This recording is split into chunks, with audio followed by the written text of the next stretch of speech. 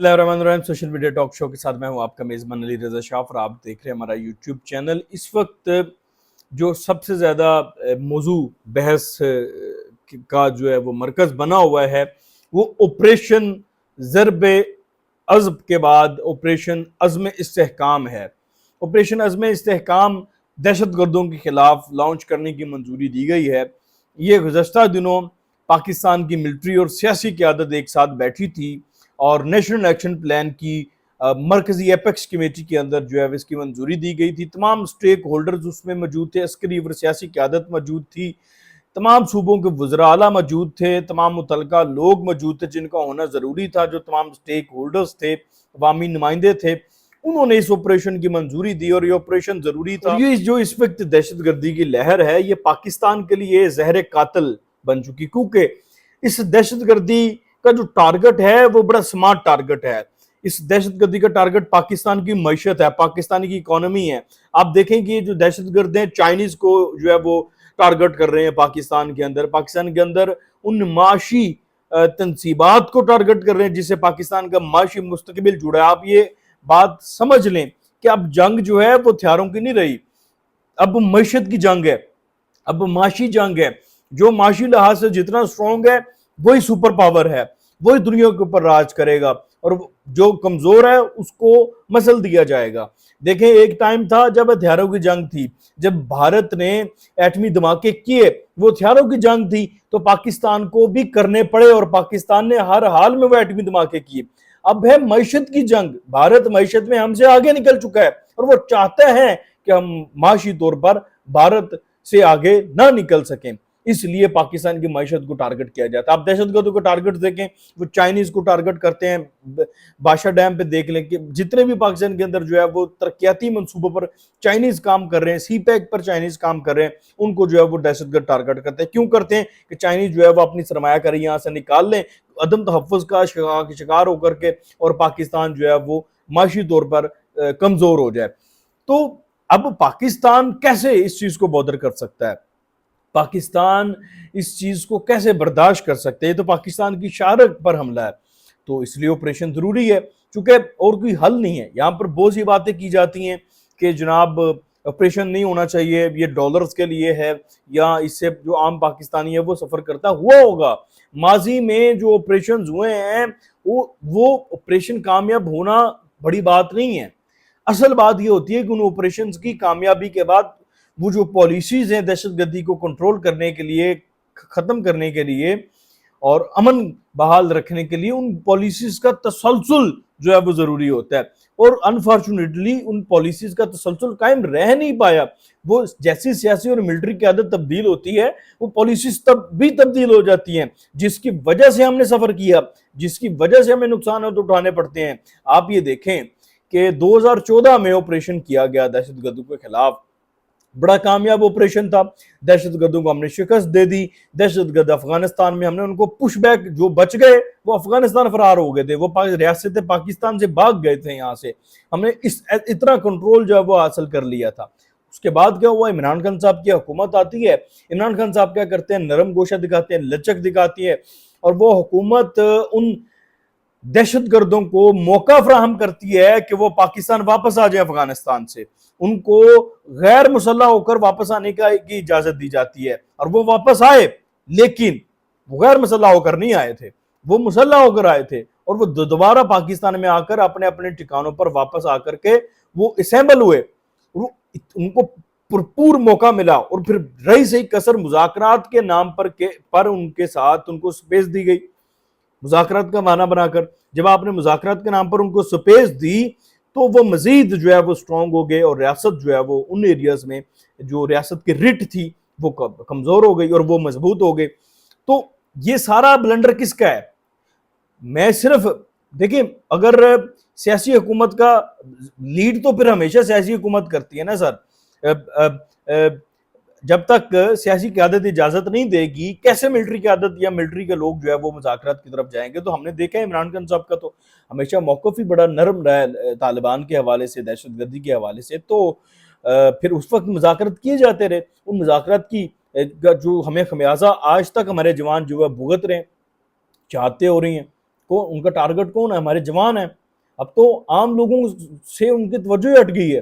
اب تو وہ بڑا سمارٹ ٹارگٹ ہے. ایک تو چائنیز ہیں, سی پیک ہے, پاکستان کی معاشی تنصیبات ہیں, اور ہماری سیکیورٹی ایجنسیز ہیں, کیونکہ سیکیورٹی ایجنسیز ان کو ریٹیلیٹ کرتی ہیں تو وہ اس لیے ان کے اوپر حملہ آور ہوتے ہیں.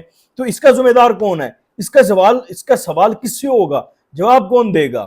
اچھا اب ہونا یہ چاہیے تھا کہ اب بہت سے لوگ کہتے ہیں کہ جی یہ حل نہیں ہے. بھائی مجھے حل بتائیں آپ, دوسرا حل کیا ہے؟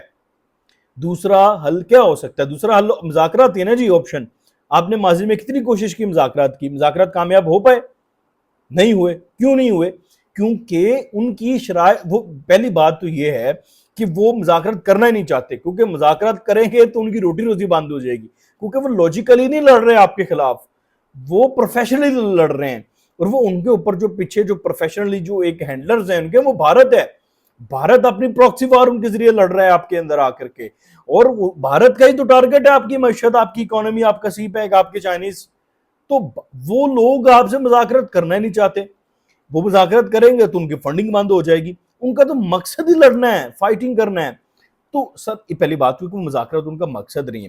اسی لیے وہ ایسی شرائط رکھتے ہیں جس کے اوپر ریاست پاکستان مذاکرات کے لیے کبھی جو ہے وہ راضی ہو ہی نہیں سکتی. آپ نے کوشش کی, کیا مذاکرات ان کے؟ شریعت نافذ کر دیں, خلافت نافذ کر دیں. آپ کر سکتے ہیں شریعت اور جس طرح کی خلافت وہ چاہتے ہیں. وہ کہتے ہیں ہمارے جتنے بھی لوگ ہیں جیلوں میں وہ چھوڑ دیں. ماورا نائن آپ کیسے ان لوگوں کو چھوڑ سکتے جنہوں نے ہمارے بچوں کو شہید کیا, ہمارے جوانوں کو شہید کیا, ہمارے لوگوں کو شہید کیا, ہمارے عام شہریوں کو شہید کیا؟ ان کو کیسے ماورائے آئین چھوڑا جا سکتا ہے؟ پھر اس کے علاوہ ان کی جو شرائط ہیں وہ ایسی شرائط ہیں, آپ کو تو پتھر کے زمانے میں دھکیل دیں گے وہ جس طرح کی ریاست بنانا چاہتے ہیں. تو وہ اسی لیے اس طرح کی انہوں نے شرائط رکھی ہیں طالبان نے ہمیشہ مذاکرات کے لیے, تاکہ مذاکرات ہو نا. وہ چاہتے ہی نہیں مذاکرات, کیونکہ وہ لڑنا ہی چاہتے ہیں, کیونکہ ان کا جو ماسٹر ہے پیچھے بیٹھا ہوا, ان کا جو ہینڈلر ہے وہ بھارت ہے. اور بھارت کہاں جاتا ہے؟ ڈیفینیٹلی لاجک ہی نہیں ہے پیچھے, وہ لاجیکلی جنگ ہی نہیں ہے آپ کے خلاف, کوئی نظریاتی جنگ نہیں ہے ان کی. تو اس چیز کو سمجھنا ہوگا ہمارے لوگوں کو کہ بھائی آپریشن بہت ضروری ہے, یہ چیزیں بہت ضروری ہے, یہ بھارت کی جنگ ہے. جو لوگ بھی نہ دانستہ طور پر آپریشن کی مخالفت کر رہے ہیں یا لچک دکھانے کی حمایت کر رہے ہیں, ان کو سمجھنا ہوگا, بڑے تھن لائن ہے کہ یہ جو ہے یہ لوگ انڈیا کے ہیں, یہ بھارت کے ہیں, یہ پروکسیز ہیں. ان پروکسیز کو ختم کرنا ریاست کی بقا ہے. اگر یہ نہیں ختم ہوں گی تو ریاست تو پھر ختم ہو جائے گی. ریاست کی معیشت جو ہے وہ ساری ان لوگوں کے رحم و کرم پر ہے اس وقت. آپ کا گوادر ان کے جو ہے وہ اٹیک میں ہے. آپ کے جتنے بھی جو چائنیز پروجیکٹس ہیں جن کے اوپر کام ہو رہے ہیں, وہاں پر یہ لوگ جب ان کا دل کرتا ہے یہ وہاں پر چڑھ دوڑتے ہیں. ٹھیک ہے, تو ان کو ایک دم ایک گرینڈ آپریشن کے ذریعے ان کا خاتمہ بہت ضروری ہے.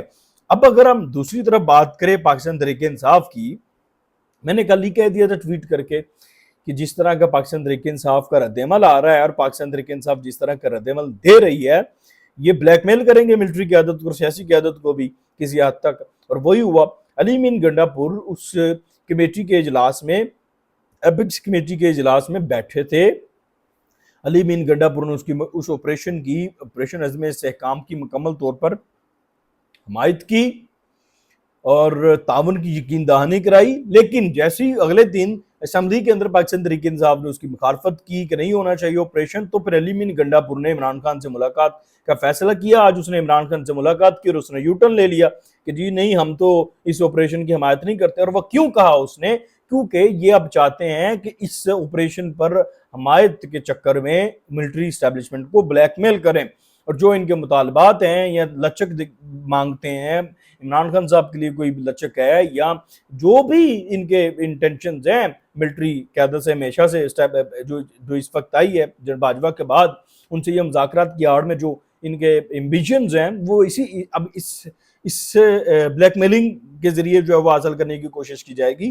اور میں آپ کو بتاؤں علی امین گنڈا پور نے اس ایپکس کمیٹی کے اجلاس میں واضح طور پر کہا تھا اونلی گڈ طالبان از ڈیڈ طالبان, یعنی کہ اچھے طالبان وہی ہیں جو مر گئے ہیں, یعنی کہ ان کی موت ہی اچھا ہے پاکستان. مطلب یہاں تک اس نے بات کی ہوئی ہے. وہ کیسے آج مکر سکتا ہے؟ اب وہ کہہ رہا ہے جی ایپکس کمیٹی کے نام میں صرف ایک عزم پاکستان کا نام آیا تھا تو یہ آپریشن کا ذکر نہیں ہوا تھا. ایسا کیسے ہو سکتا ہے؟ تو یہ پاکستان تحریک انصاف کا جو رویہ اس وقت سامنے آ رہا ہے بہت جو ہے آپ اس پہ ایک بڑا جو ہے وہ افسوسناک رویہ ہے، اور اس رویے کی سمجھ نہیں آ رہی کہ وہ چاہتے کیا ہیں، ان کے ٹارگٹس کیا ہیں. تو لیکن پاکستان نہیں ہے، کم از کم یہ پاکستان کی بہتری کے لیے نہیں چاہ رہے. اگر یہ چاہ رہے ہیں تو مجھے یہ لگتا ہے، یہ جو میرے پاس اطلاعات ہوئی ہیں، یہ آپریشن صرف دہشت گرد جو ہارڈ کور دہشت گرد وہ نہیں ہے، ڈیجیٹل ٹیررسٹ جو ہیں وہ بھی اس عزم استحکام آپریشن کے انڈر آئیں گے. وہ جو ڈیجیٹل دہشت گردی ہوتی ہے سوشل میڈیا پر، یوٹیوب پر، ٹویٹر پر، ٹک ٹاک پر، جو ریاست پاکستان پر زہریلا پروپیگنڈا کیا جاتا ہے، ہمارے جو ہے وہ نوجوانوں کی ذہن سازی کی جاتی ہے ریاست کے خلاف، وہ بھی اس کے جو ہے وہ ریڈار پر ہے. تو میرے خیال سے شاید پاکستان تحریک انصاف کو اس بات کی بھنک پڑ گئی ہے کہ اب بچت نہیں ہے، اب ہم بھی اس میں جو ہے وہ آ سکتے ہیں ریڈار پر، جو ہماری کمپین چلتی ہے. تو اس لیے بچت نہیں ہے، تو شاید وہ اس لیے بھی جو ہے اس آپریشن کی مخالفت کر رہے ہیں.